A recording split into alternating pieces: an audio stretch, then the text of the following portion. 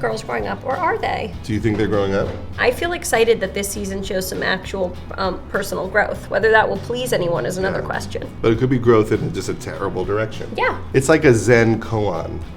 Yeah. Do girls have growth? If a girl has growth and no one's there to see it, did she really grow at all?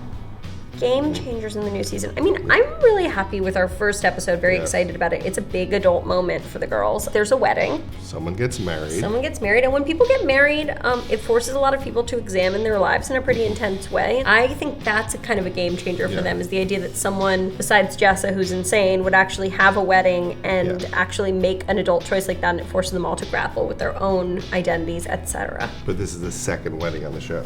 I know, but the first wedding was a surprise wedding. Does that count? It's all f***ed up. It really is. Just in really a different is. way. Yeah. In a different way. The Dream Girls crossover. What about Girls show. and Freaks and Geeks, where all of your grown-up Freaks and Geeks characters are in New York and we all meet at a club? And then the geeks have sex with the girls from Girls. Yeah, exactly. No, that sounds awful. I think that sounds fun. It's already another generation since they first said that.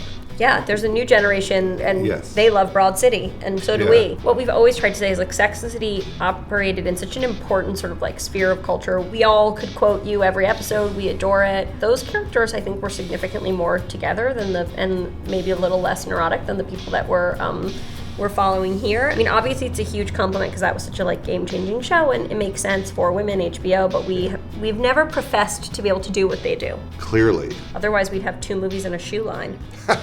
We would be much wealthier. Mm-hmm. I'm Lena Dunham.